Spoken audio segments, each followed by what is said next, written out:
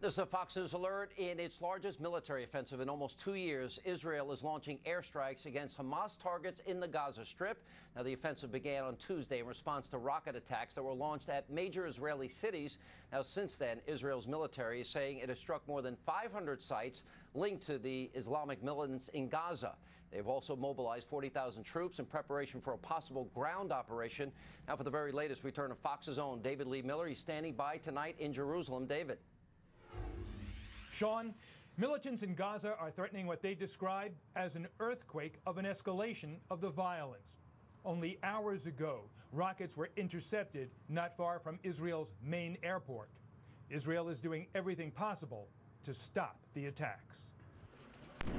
Israel's military on the offensive, targeting Gaza homes belonging to militants. In the last 2 days, 50 homes have been destroyed. At least 50 Palestinians have been killed, among them Hamas members. But Palestinian officials say many of the dead are civilians, including at least 6 children. The Israeli military, trying to avoid civilian casualties, warns residents to evacuate. But as seen in this video released by the Israeli government, people often ignore the warnings, even serving as human shields. Rocket launchers are also in the crosshairs. Militants are now firing longer-range rockets, threatening the center of the country, including Tel Aviv. They are also firing rockets in a quick barrage, trying to overwhelm Israel's Iron Dome missile defense system. At the border, tanks and thousands of troops are ready if needed for a ground invasion. Israeli officials say nothing is being ruled out. The exiled leader of Hamas, speaking from Qatar, says the only way to stop the current conflict is for Israel to stop its military activity in not just Gaza, but the West Bank. That's an offer Israel rejects, saying Hamas must pay a heavy price for the more than 200 rocket attacks in just the last 48 hours. Sean? All right, David Lee, thank you. And here with reaction to all of this and much more is nationally syndicated radio talk show host, I call him the great one, Mark Levin. Mark, good to see you, sir. Good to see you, Sean. All right, let's talk about half the Israeli population now has been in bomb shelters in the last 24, 48 hours. You see the situation unfolding here, but yet we have a top official in the Obama administration now blaming Israel for what's going on there. Your reaction to that? My reaction is this administration has been hostile to Israel from day one. You have the Secretary of State out there comparing Israel to an apartheid regime. You have the President of the United States who's issuing cold press releases when 3 of their teenagers are kidnapped and murdered by Hamas terrorists. I am appalled by what's going on here. The president's playing pool in Denver. He's having a grand old time. He should have come out, made an unequivocal statement in support of our ally Israel, the only democracy in the region. Where the hell is Congress? There should be a joint resolution out of Congress making it quite clear that we will stand with Israel. This country, our country, would never tolerate missiles being fired into our major metropolitan areas by anybody. That we wouldn't tolerate sirens going off, people going into fallout shelters endlessly, handing out gas masks. This is our little ally in the Middle East, surrounded by these terrorists and barbarians being attacked and attacked and attacked. And we should be speaking as a nation and as a government, full-throated defense and support. What do you make of the comments of Philip Gordon, his special assistant to the president and the White House, and he's the coordinator for the Middle East? He actually said he attributed the violence to the occupation, using the exact term of the Palestinians, that they are responsible. What is your reaction to the statement they made publicly? He's an Islamist sympathizer, quite frankly. That's why he said it. Otherwise, it's an outrageous statement for anybody to make. This president should fire him immediately, and he won't. The Secretary of State should fire him immediately, and he won't. Here they are under siege, under attack. They didn't provoke anything, trying to defend themselves so they can live in peace. And now we have this jerk who goes over there and starts talking about this as Israel's fault. I have never seen anything like this. Democrat or Republican administration, liberal or conservative administration. Like everything else, this president and his people take it too far.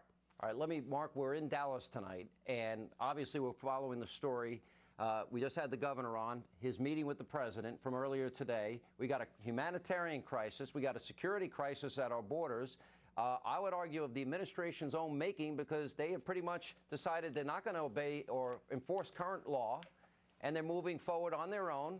And this has now been an invitation. Everybody around the world, come in. Our borders are wide open. Your reaction? Yeah, there's no question about it. Our lawless president is lawless when it comes to immigration, too. Here's the plan. It's a three-point plan.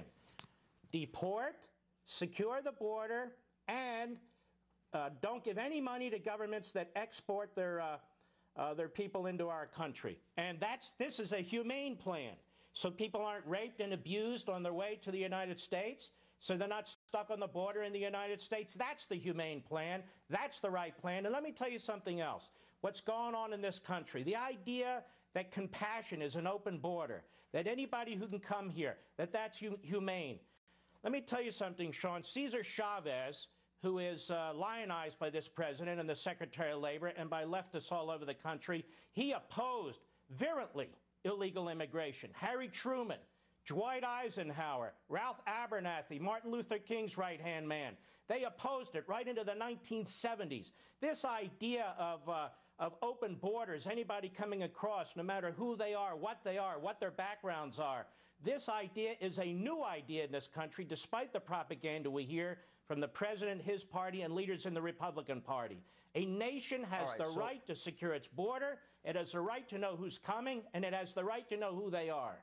Mark, you and I have talked at length. There are some conservative governors that are doing great jobs, and I would argue including Governor Perry here in the great state of Texas. But there are timid, weak Republicans in Washington. They have constitutional powers and authority. This is your area of expertise. How would you advise them to stop this? I think they need to use the power of the purse. I want to get your thoughts. Well, first of all, how come they didn't pick Laredo or El Paso for the Republican convention? I'm not against Cleveland. I think Cleveland's a great town. How come the president doesn't vacation in McAllen, Texas, but he's always going to Martha's Vineyard and Hawaii and Aspen and Palm Springs to play golf? How come he wouldn't go to the southern border just to make a visit, just to see what's going on? I'll tell you why. Because this is chaos. This is anarchy. He's planted the seed for this. He met in late June with this cabal of left-wing front groups who all told him they need to do something more in order to open the border and to give citizenship to illegal aliens. We have absolute chaos here when it comes to immigration, and the Republican Party should stand with the vast majority of the American people who are watching this with their jaws on the floor and cannot believe somebody doesn't stand up to this. Let me ask you this. We had Governor Palin on the program last night. She says this lawlessness has led her to the conclusion that the president needs to be impeached. John Boehner said no today. I wanted to get your thoughts. John Boehner says no to impeachment, no to power of the purse, no to shutting down the government, which has been shut down 20 times before he was Speaker in multiple administrations. John Boehner attacks conservatives in the Tea Party. Let me tell you something, Sean. He's bringing this lawsuit, which has a very slim chance of success given standing issues and precedent in our federal courts. And he is playing with fire, because if we lose that suit, what is Obama going to say, Sean? Obama's going to say, see that? They gave their best shot. They brought a lawsuit. The courts agree with me. And off goes the imperial president again. I think John Boehner has been a disastrous Speaker of the House. And this lawsuit idea, which is really out of left field, I think is a mistake. All right, Mark, and let me add this in terms of Sarah Palin and impeachment. Just very quick. Yeah. Go ahead. I was just going to say on impeachment, Sarah Palin is right. If we had a functioning constitutional republic with a president who violates separation of powers, who thumbs his nose at the court system, and who says he's going to do more and more of it, she's exactly right. This would be an open and shut case. She stands with the framers. So what's Boehner's answer? What are the Republicans going to do? They're going to wait for the next election? That doesn't fix it.